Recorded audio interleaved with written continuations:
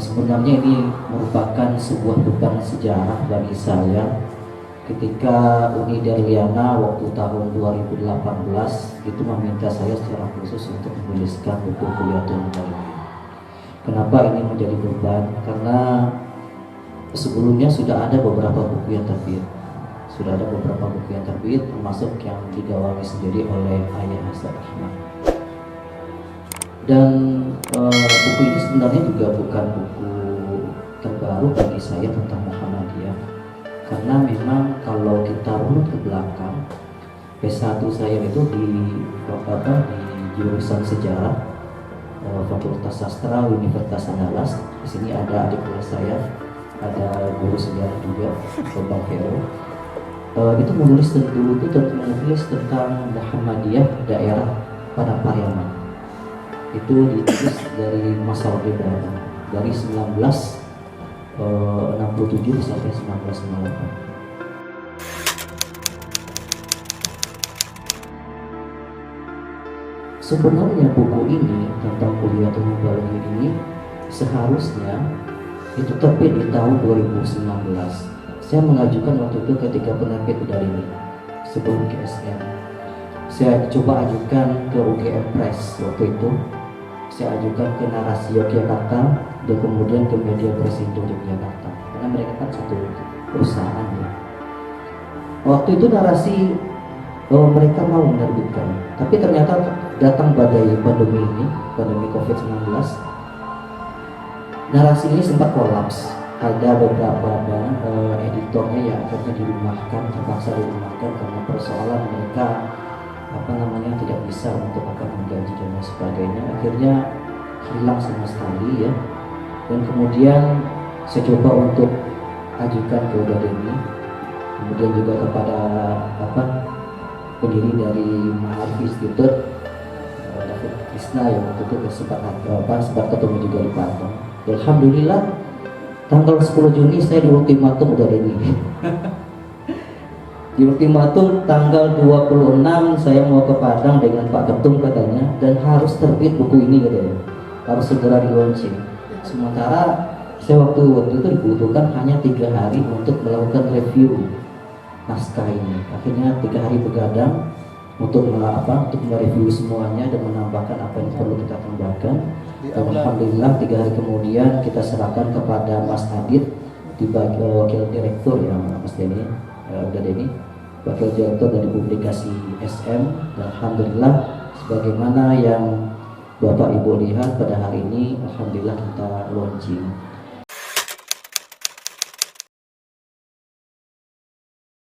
Karena ini adalah jelang 1 abad dari Kulliyatul Muta'allimin.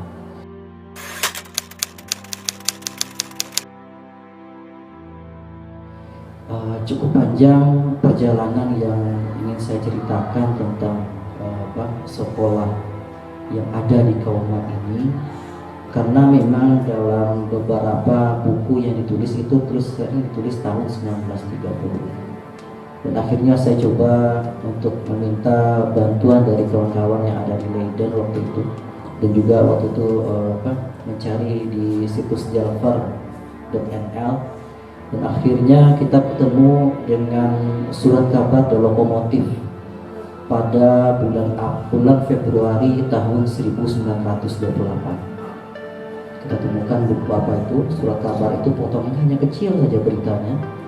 Dan di sana dikatakan bahwa pada bulan April tahun 1928 akan didirikan Tabligh School Muhammadiyah. Ini ditujukan untuk menciptakan kader-kader pimpinan yang nanti akan disebar sesuai dengan domisili mereka masing-masing pada masa itu. Dan ini merupakan sebuah kejutan yang saya terima waktu itu. Dan ternyata saya balik lagi dalam temuan berikutnya di Jaya Sumatera itu disebutkan tanggal 5 April 1928 berdiri secara resmi Tabligh School. Nah, itu merupakan hari dari lahirnya Kulliyatul Muta'allimin. Walaupun di dalam piagam saya lihat ada di sana nyatakan sana bahwa Februari 1936. Tapi kalau kita tarik benang merahnya dalam historisitasnya yang sebenarnya, maka sebenarnya itu sudah berumur, pada hari ini sudah mencapai umurnya adalah 94 tahun. Jadi 6 tahun lagi ini sudah benar Kuliatul Mubalighina ini berumur 1 abad. Sekolah ini bermula dari Hotel Merapi yang dimiliki oleh seorang Belanda. Waktu itu dia sudah meninggal dan kemudian diteruskan oleh istrinya pada masa itu.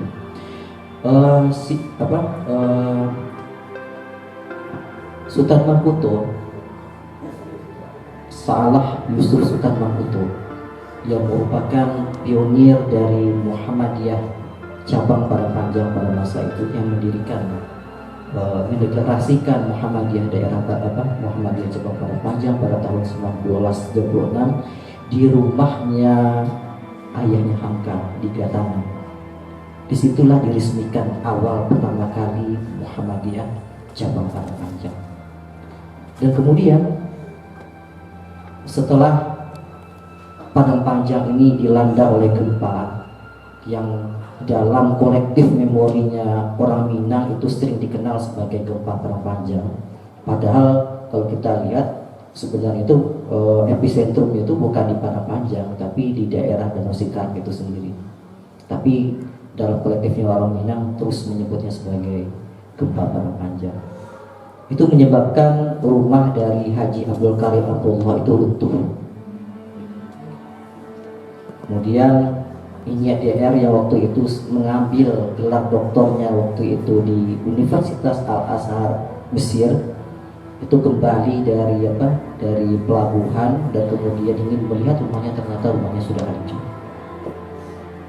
Dan itulah yang kemudian membuat Salah itu pusing kemana nih harus dicari untuk pemusatan dari amal usaha Muhammad ini di mana nih.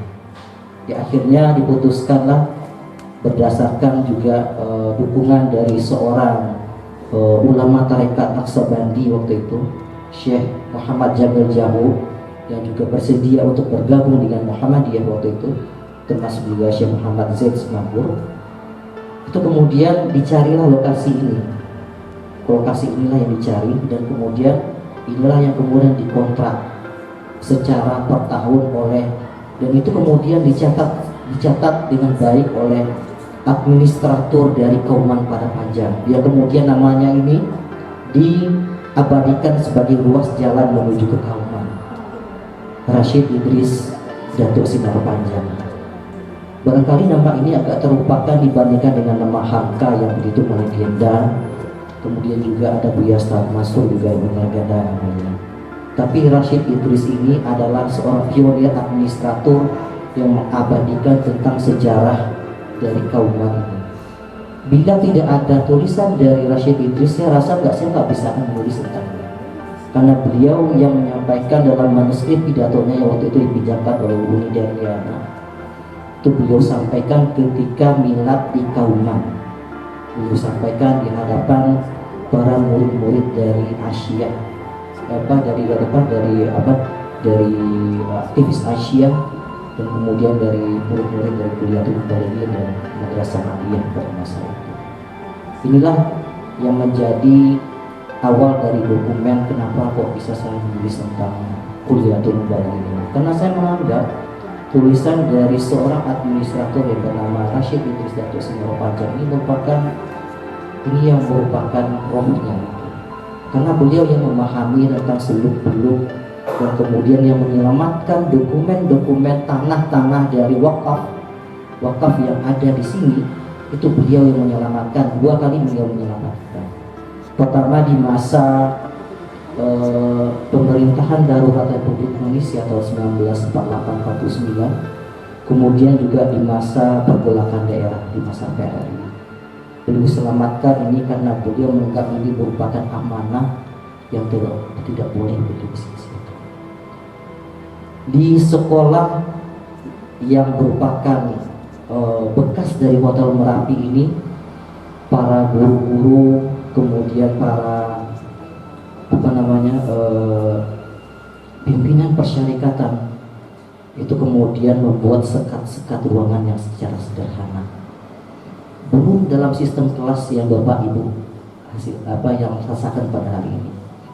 Ya, rasakan hari ini kita enak lah, ada apa? Ada meja, ada kursi, ada papan, kita bisa menulis dengan spidol atau dengan kartu.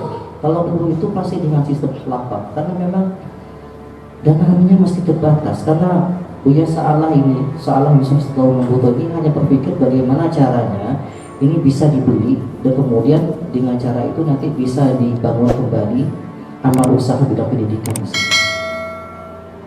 Tapi guru-guru, tapi murid-murid yang berdatangan, yang diutus dari berbagai daerah itu datang ke sini itu tanpa melihat bagaimana suasana dari sekolahnya. Itu yang membuat saya lama membaca arsip-arsip tersebut. Di sebuah buku buklet yang waktu itu dikirimkan ke Padang yang ditulis oleh Haskim dan Naim, itu saya lama sekali baca. Karena ini berhubungan dari alumni dari Kuliatul Mubalighin yang pertama, itu yang melukiskan bagaimana keprihatinannya ketika ia bersekolah. Tapi mereka bahagia di tengah himpitan ekonomi, karena pada masa itu 1930 sampai 1939 itu dunia secara keseluruhan itu dilanda oleh depresi ekonomi, the Great of Depression pada masa itu, atau kita orang Melayu itu sering menyebutnya sebagai zaman Malaysia. Itu hampir seluruh perkebunan itu runtuh, hampir seluruh perusahaan tambang milik pemerintah Hindia Belanda waktu itu runtuh, karena persoalan diekspor juga harganya murah, diimpor juga nggak bisa. Nah, itulah yang kemudian, dan sekolah ini didirikan di masa sulit itu, di periode sulit. Kuliatul Mubalighin ini didirikan di tahun 36 setelah berganti nama menjadi dari Tabligh School menjadi Kuliatul Mubalighin. Pada tahun 36 itu masih masa depresi ekonomi. Tapi mereka yang murid-murid yang berdatangan ini, baik dari Sumatera, baik dari Agam misalnya, baik dari Payakumbuh dan lain sebagainya itu, dan ada juga yang dari Pariaman, mereka itu kemudian happy saja dengan keterbatasan, tapi mereka memang satu saja, mereka ingin menjadi pimpinan di daerahnya masing-masing.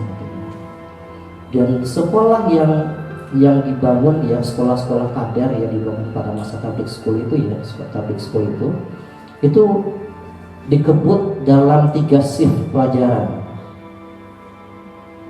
termasuk juga pada masa Kuliatul Mubalighin.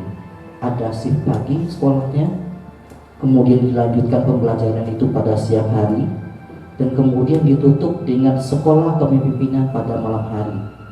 Dan sekolahnya itu hanya 3 jam, tidak lebih dari 3 jam.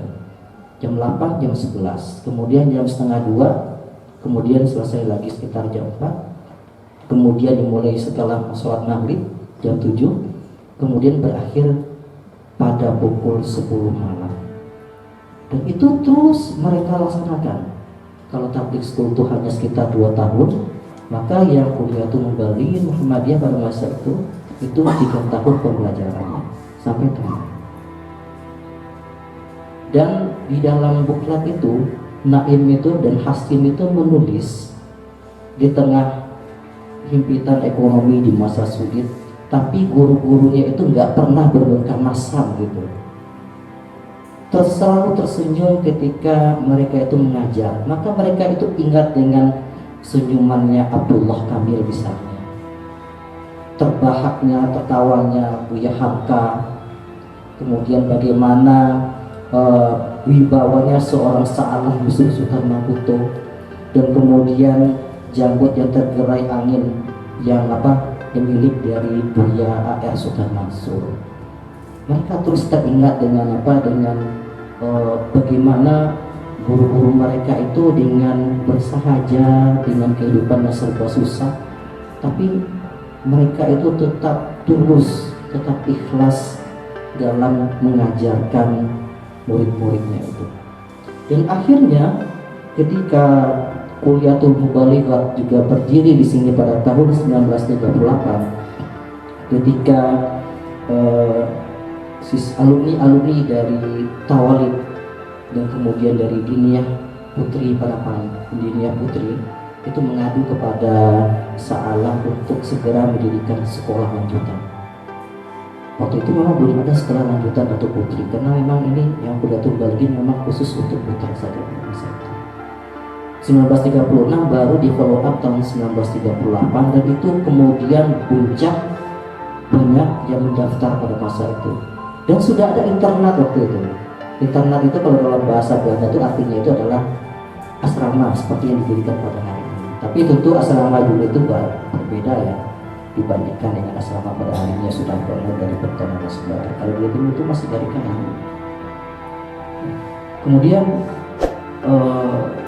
dalam periode berikutnya memasuki zaman Jepang,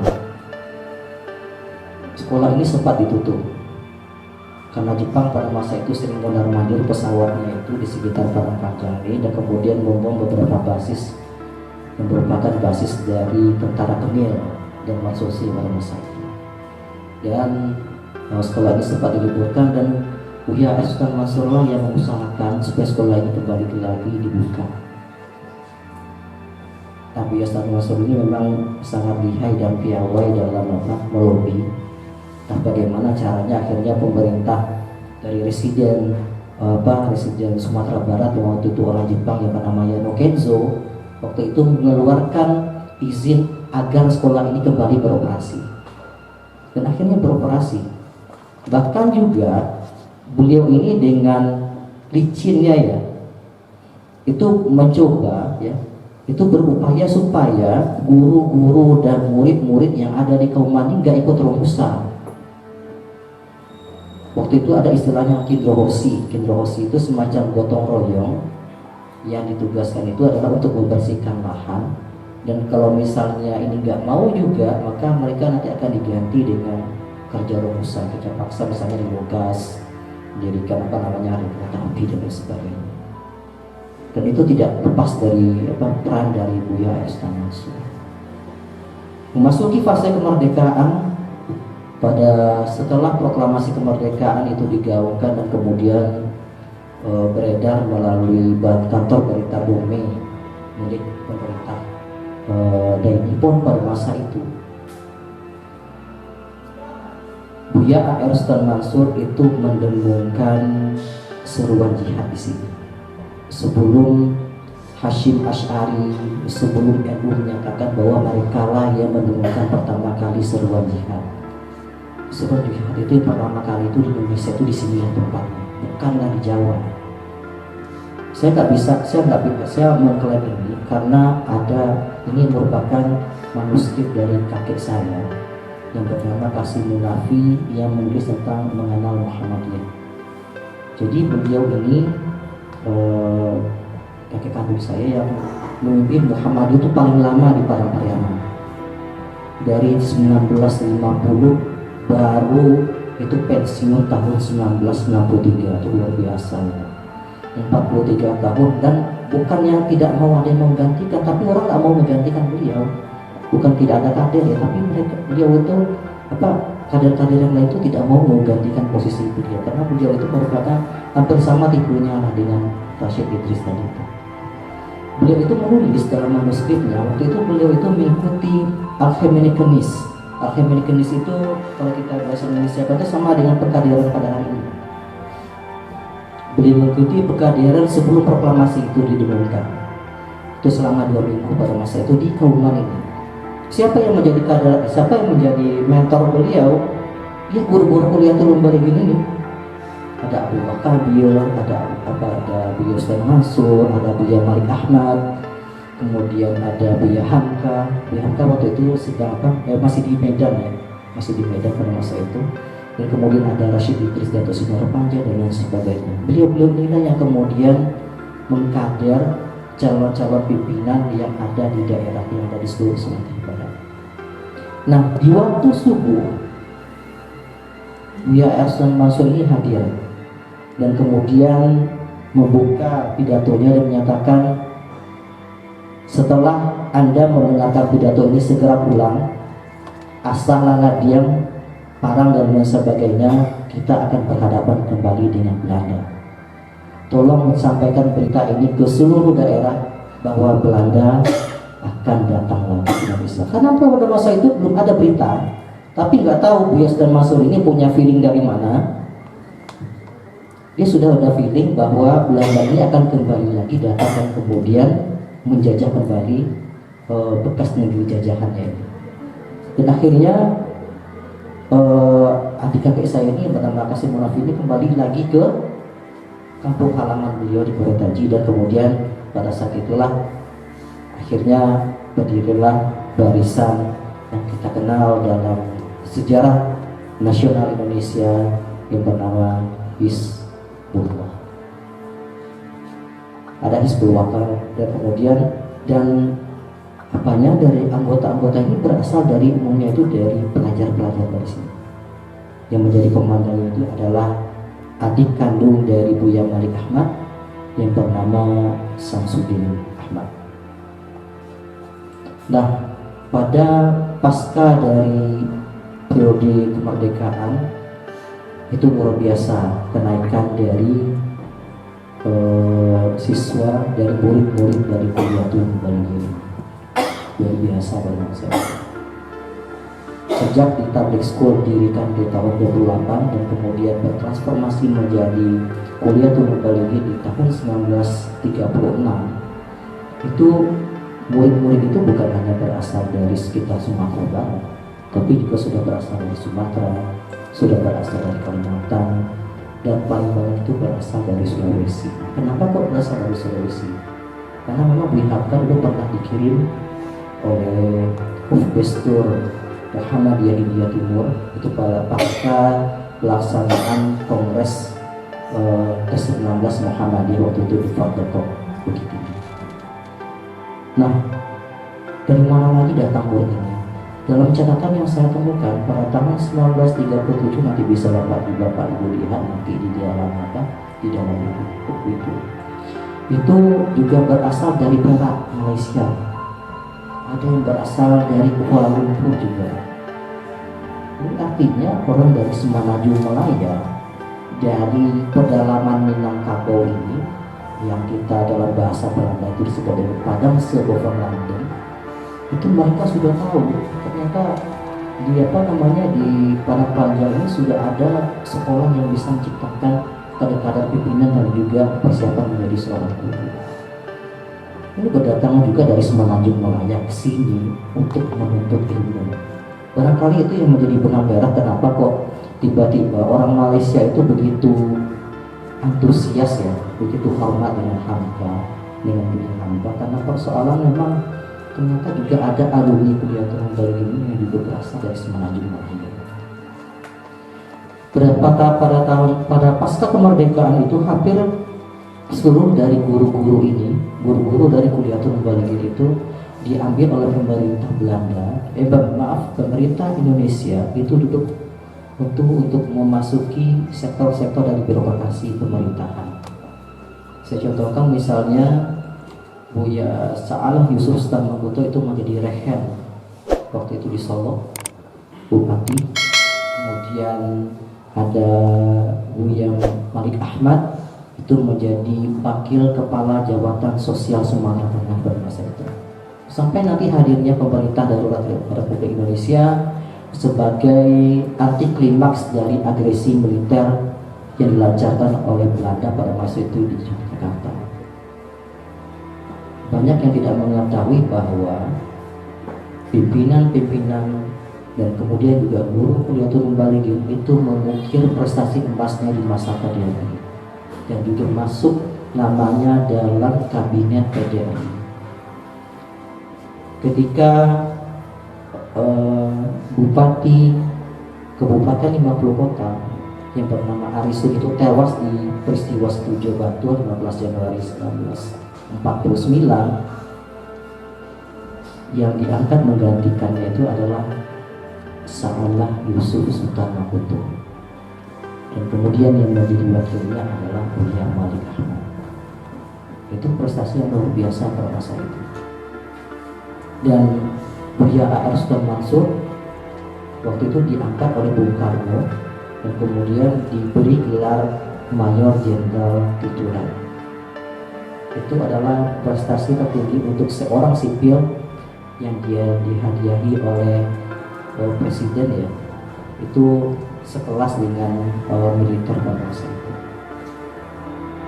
Dan pada masa PDRI ini vakum, komplek Kauman ini vakum secara keseluruhan.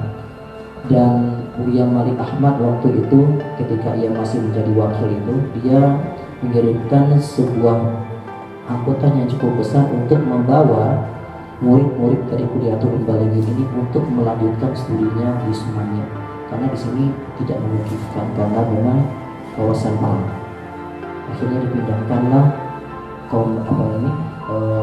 Kuliatul Mubalighin ini waktu itu dari Sumanya di Kabupaten Tanah Datar pada hari ini. Dan akhirnya kembali lagi ke sini, dan kemudian di fase normal 1960 ya, sampai dengan menjelang PRRI nanti bertransformasi kembali sekolah ini menjadi Sekolah Guru Agama SGAA Muhammadiyah. Saya beruntung waktu itu ketemu dengan dua orang alumninya. Sebentar saya lupa namanya. Ada satu orang alumni dari Kuliatul Mubalighin yang masuk di pasca kemerdekaan. Beliau itu sudah berumur 90 tahun lebih.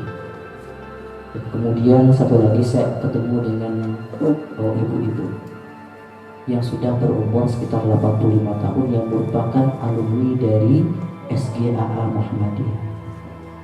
Ketika saya bertanya tentang Kuliatul Mubalighin, mereka langsung cerah mukanya. Cerah mukanya dan langsung teringat. Belum saya sebutkan siapa sih nama guru bapak-bapak ibu-ibu dulunya, beliau langsung spontan, langsung disebutkan satu persatu, mulai dari Sa'alah, Buya Hamka, A.R. Sultan Mansur, Rashid Idris Datuk Sinar Panjang, kemudian Abdullah Kamil dan lain sebagainya. Kemudian sampai juga yang Buya Suliki yang nama aslinya itu adalah Iskandar Zulkarnaini atau Buya Zul ya. Tapi kalau ibu itu, Bu Jami'ah itu menyebutnya sebagai Buya Suliki karena memang beliau itu berasal dari Blok Mudia, dari Mudia Bengkulu. Beliau hafal sekali dengan apanya, dengan padahal itu sudah lama memori mereka itu. Sudah lama sekali antara jeda mereka di bersekolah, tamat, dan kemudian pada hari ini ada juga yang sudah pensiun dan sebagainya. Itu mereka masih hafal dengan nama-nama gurunya. Barangkali ini agak berbeda dengan murid-murid pada hari ini yang barangkali gurunya sudah berapa kali warawiri di kelas tapi nggak pernah hafal dengan siapa sih nama gurunya, siapa nama kepala sekolah dan sebagainya. Tapi beliau ini masih hafal. Itu yang membuat saya salut. Dan kemudian beliau, saya tanyakan bagaimana sih bangunannya dulu Bu, bagaimana bangunannya dulu Pak? Wah, dulu bangunannya masih dalam bentuk semi permanen, kemudian itu belum dibangun dan masih itu beratapkan semen rumpir dan sebagainya. Masih hafal mereka bagaimana struktur bangunannya. Saya salut sekali. Kenapa kok beliau? Mereka tuh menyatakan satu-satunya guru yang menjadi panutan kami. Saya tidak akan membedakan dengan yang lain. Itu adalah Buya Harun El-Mahmudi. Saya juga berasal dari bahan beliau, dari Pariaman, karena kalau dilihat dari silsilah kakek saya itu, kakek dari papa itu memang beradik kakak dengan Buya Harun El-Mahmudi. Beliau tuh sering menyebut Buya Harun itu sebagai adik. Itu bahasa bahasa Pertajinya. Nah, beliau itu kenapa kok begitu dikenal gitu? Karena memang waktu pertama kali saya datang ke sini ketemu dengan Pak Amel, ketemu dengan Pak Zamri, dan kemudian sekarang saya itu menjadi mudir waktu itu Pak ya, jadi kepala sekolah. Saya masih ingat, saya waktu itu belum tahu dengan fotonya Buya Harun Mahmudi, tapi papa saya waktu itu sering cerita, itu dulu di Kauman itu ada buku yang namanya Harun Ma'ani yang pernah menjadi direktur di sana, direktur kepala sekolah dulu. Dan waktu saya datang ke sini itu tahun 2009, waktu itu ada wawancara juga yang Buya Hasan terkait dengan tesis untuk Buya Malik Ahmad itu. Saya baru jumpa dengan foto beliau itu di ruangan kepala sekolah. Ternyata ini beliau. Kurus tinggi orangnya, tapi dalam ilmunya seperti samudra itu. Bahkan sampai ke generasi berikutnya sering menyebut Buya Harun Ma'ani ini sebagai ensiklopedi berjalannya, ensiklopedi di mana tempat orang bertanya dan kemudian beliau bisa menjawab. Nah, Buya Harun ini masuk di periode 1930-an. Ini menarik sekali kisahnya, nanti bisa Bapak Ibu baca di sana. Beliau itu sempat dilecehkan, kita mungkin kok bisa ngajar gitu, karena beliau itu memang belum pernah mengajar. Beliau itu hanya pernah mengajar dulu di Surau Peninjauan yang ada di Gunung Kaji. Itu merupakan lokus awal dari Islam modernis yang ada di Pariaman secara keseluruhan. Beliau telah mengajar di sana. Tapi beliau buktikan ketika murid-murid dari Kuliah Tulumbulingin itu heboh ketika beliau duduk dan kemudian berdiri di depan mereka langsung ini. Nggak ada lagi satupun yang ribut, nggak ada satupun. Entah ilmu jiwa apa yang beliau miliki. Barangkali bapak-bapak dan ibu-ibu yang yang menjadi orang-orang tua dari alumni Kuliah Tulumbulingin ini pasti mengetahui sendiri bagaimana karakter dari Harun Ma'ani. Dan tulisan ini kembali kita lanjutkan di periode PRRI.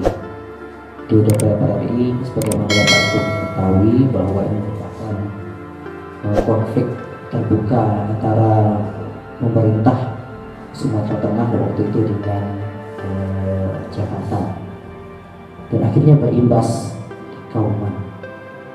Tapi Kauman sendiri setelah beberapa kali saya wawancara waktu itu memang tidak ada pembakaran, maksudnya itu gedung dibakar dan sebagainya. Itu jadi rusak itu hanya fasilitas perpustakaan dari Fakultas Falsafah dan Masyarakat. Itu falsafah dan agama itu waktu itu buku-bukunya itu dikumpulkan dan kemudian dibakar habis oleh tentara ABRI, tentara Angkatan Perang Republik Indonesia.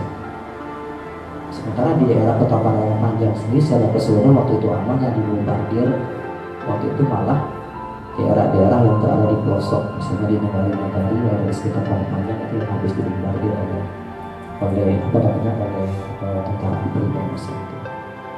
Dan setelah itu dengan tertatih-tatih akhirnya Kuliah Tulumbulingin ini kembali dibuka di periode 1960-an.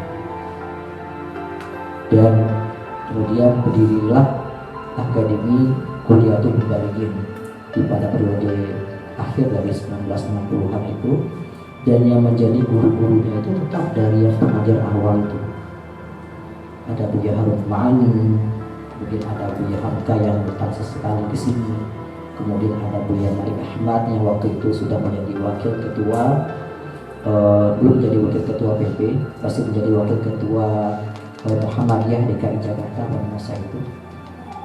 Dan kemudian juga ada yang mengajar itu ada Buya Ustaz Mansur dan sebagainya.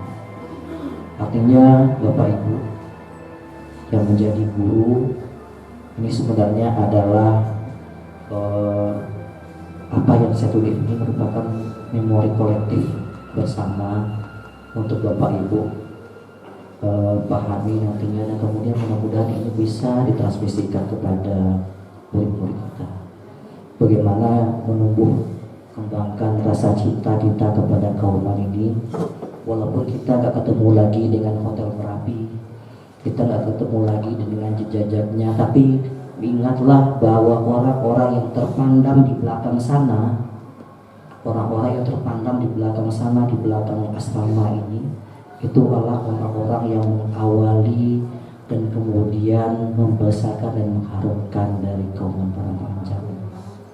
Jangan sampai kita sia-siakan usaha mereka, dan tetaplah berpikir dan bekerja keras bagaimana Kuliah Tulumbulingin ini tetap eksis. Sukses dan jaya.